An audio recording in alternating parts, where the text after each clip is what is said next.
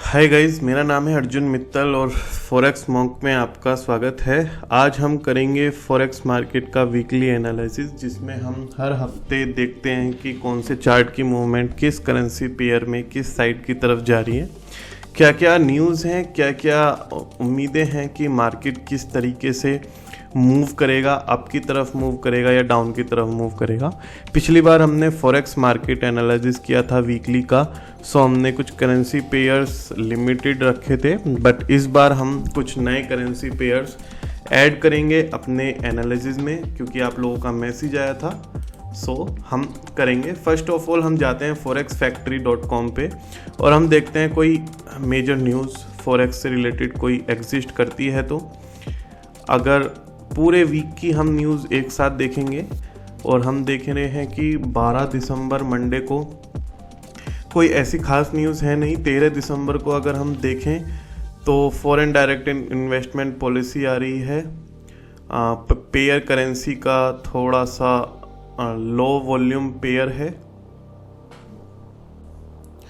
So guys, news का मैंने आपको पहले भी बताया कि न्यूज़ को हमें इतनी डिटेल में नहीं देखना है, बस हमें एक बार ओवरव्यू जरूर करना है न्यूज़ को और इतने ध्यान में रखना है पूरे वीक की न्यूज़, क्या क्या मेजर न्यूज़ है और किस करेंसी पेयर से रिलेटेड है। सो अगर 13 दिसंबर को हम देखें, सो फॉरेन डायरेक्टर इन्वेस्टमेंट की आपकी अनाउंसमेंट आने वाली है और हमें इसमें फेडरल रिजर्व से रिलेटेड एक मैंने न्यूज़ देखी थी, बैंक रेट उन्होंने अनाउंस करने हैं। सो हमारी जो न्यूज़ है ये फेडरल फंड्स रेट आएंगे 15 दिसंबर को, 4 से 4.5 होने का एस्टीमेट है। ये बहुत ज़्यादा इम्पैक्ट करता है नॉट ओनली यूएसडी, जितने भी करेंसी पेयर्स हैं सब में मूवमेंट देखने को मिलेगी। उसके बाद उनका स्टेटमेंट्स भी आएगा। क्रूड ऑयल की इन्वेंट्री डिक्लेयर की जाएगी ओपेक के द्वारा।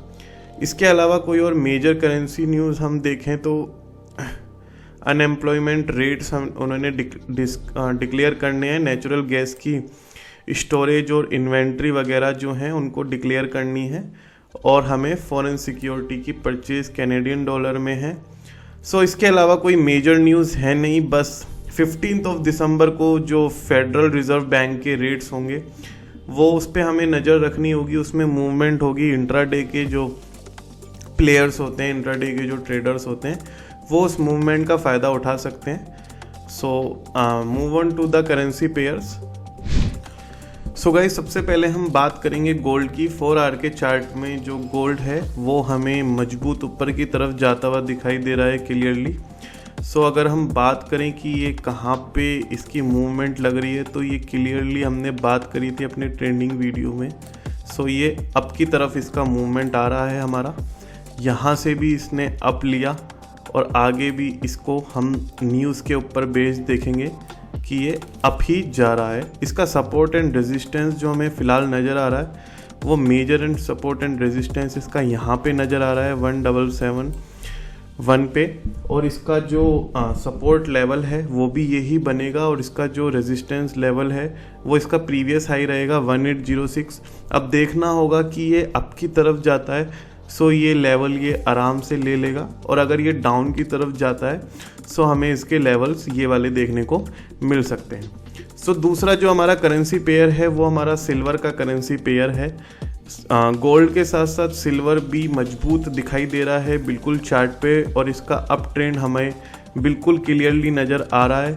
यहाँ पे भी इसने अप ट्रेंड लिया हुआ है, ये सीधा क्लियर कट अप ट्रेंड जा रहा है, अनलेस एंड अदरवाइज हमारे पास कोई न्यूज़ का मेजर इम्पैक्ट आता है।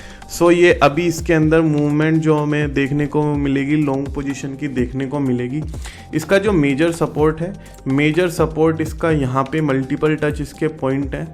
इस पर्टिकुलर 22.194 पे इसका सपोर्ट है, और अगर इसने नीचे अप किया तो इसके लेवल्स हमें देखने को मिल सकते हैं, वरना इसने प्रीवियस हाई से भी ऊपर की।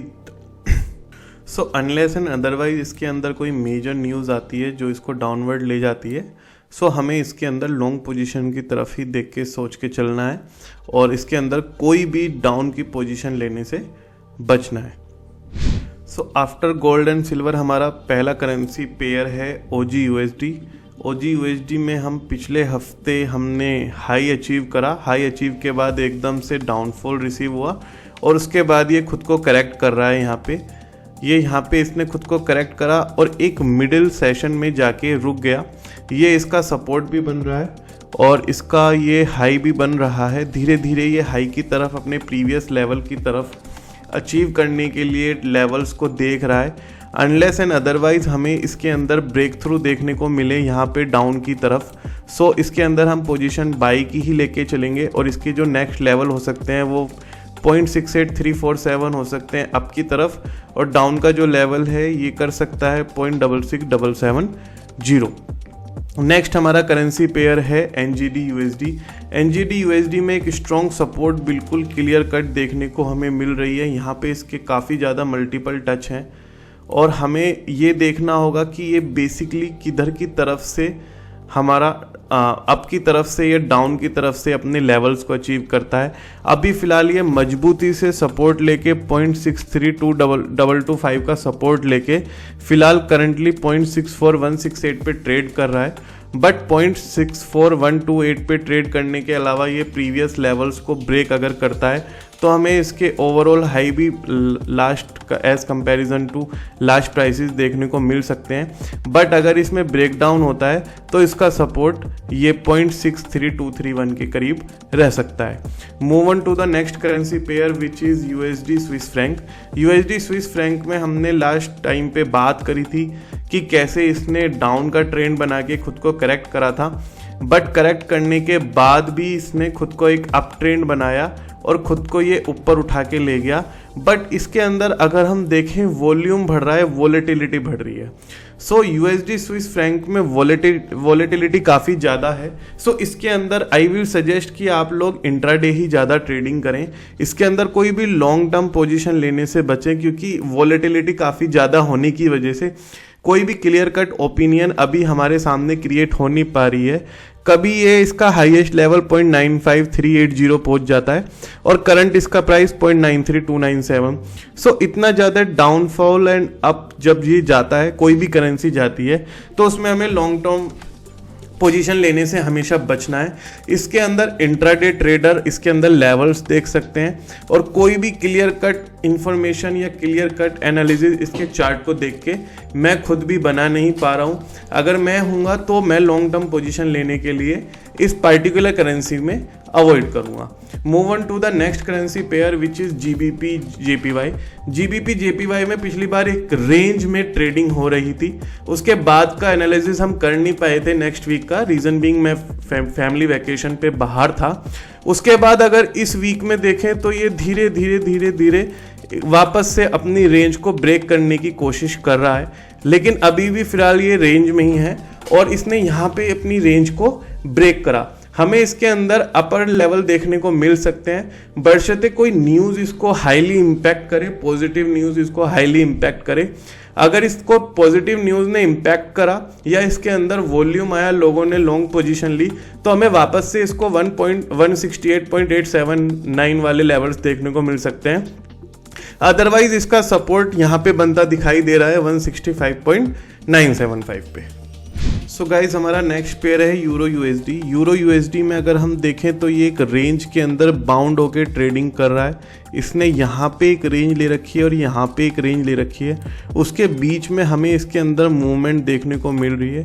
इंट्राडे ट्रेडर्स को जनरली इसी तरह के चार्ट की तलाश होती है कि जो एक रेंज में चले, जिसमें रिस्क कम हो और हम पॉइंट्स में प्रॉफिट अच्छे से बुक कर सकें। सो इस तरीके की रेंज ट्रेडिंग में अगर ये डाउन इसके अंदर देखने को मिला ट्रेंड, सो ये वापस से अपनी ये वाली सपोर्ट पकड़ेगा विच इज़ 1.04600, और अगर ये रेंज को ब्रेक करता है तो हमें इसके अपर लेवल भी देखने को मिल सकते हैं। सो गाइज हमारा नेक्स्ट पेयर है जीबीपी यूएसडी। जीबीपी यूएसडी का अगर हम चार्ट देखें, सो इसने एक यहाँ पे अप ट्रेंड क्रिएट करा। अब ट्रेंड क्रिएट करने के बाद इसने थोड़ा सा डाउनफॉल दिखाया और ये फिर से ट्रेंड क्रिएट करने की तरफ जा रहा है। सो अगर हम इसके सपोर्ट की बात करें, सो इसका सपोर्ट हमें यहाँ पे दिखाई दे रहा है, एक हल्का सा सपोर्ट है। बाकी अगर इसका मेजर सपोर्ट है तो मेजर सपोर्ट तो इसका 0.19627 पे है और इसका जो अपर लेवल है, अगर इसने अपर लेवल के इस वाले पॉइंट को 1.23288 जो इसका प्रीवियस हाई था उसको अगर इसने ब्रेक करा तो हमें इसके अपर लेवल भी देखने को मिल सकते हैं, वरना इसके सपोर्ट 1.9558 के बीच में ये ट्रेड करेगा। इसके बाद हमारा नेक्स्ट करेंसी पेयर आता है OGUSD का। OGUSD में भी हमें काफ़ी वॉलेटिलिटी देखने को मिल रही है। वॉलेटिलिटी इन द सेंस कि ये कोई क्लियर कट नहीं बनाया, या तो ये यहाँ से अप ट्रेंड लेता, बट इसने अप ट्रेंड लिया, फिर डाउनफॉल आया, फिर इसने थोड़ा अप ट्रेंड लिया, अब ये फिर डाउनफॉल लेगा। सो कोई क्लियर कट कोई ट्रेंड बन नहीं रहा है। इंट्राडे के लिए मैंने जैसे पहले हमने बात करी थी यूरो USD में कि इस तरीके के चार्ट काफ़ी ज़्यादा इंट्राडे ट्रेडर जो होते हैं, स्विंग ट्रेडर जो होते हैं, वो काफ़ी ज़्यादा प्रीफर करते हैं। इसका जो अगर हम सपोर्ट की बात करें, OGUSD में जो हमें सपोर्ट मेजर नज़र आता है वो मल्टीपल टच पॉइंट यहाँ पे नज़र आ रहे हैं 0.66921 पे, और इसकी जो ट्रेड ये फिलहाल करंटली कर रहा है 0.967 की तरफ ट्रेड कर रहा है। अगर इसके अंदर डाउनफॉल आता है तो ये अपने सपोर्ट को ही रेस्पेक्ट देगा और वापस से अप की तरफ जाएगा, बट अगर इसने अप ट्रेंड लिया तो ये इस लेवल को ब्रेक कर सकता है और हमें इसके अंदर हायर लेवल देखने को मिल सकते हैं। नेक्स्ट हमारा करेंसी पेयर आता है USD JPY का। USD JPY में एक डाउनफॉल आया, डाउनफॉल आने के बाद इसने भी खुद को करेक्ट करा और खुद को करेक्ट करने के बाद इसने एक रेंज के अंदर ट्रेडिंग स्टार्ट कर दी। फिलहाल मैं इसके लेके बुलिश हूँ, रीज़न बीइंग कि USD में एक मेजर न्यूज़ है, मेजर न्यूज़ की वजह से USD में मूवमेंट आएगा। मूवमेंट आने की वजह से हमें इसके अंदर अप ट्रेंड देखने को मिल सकता है।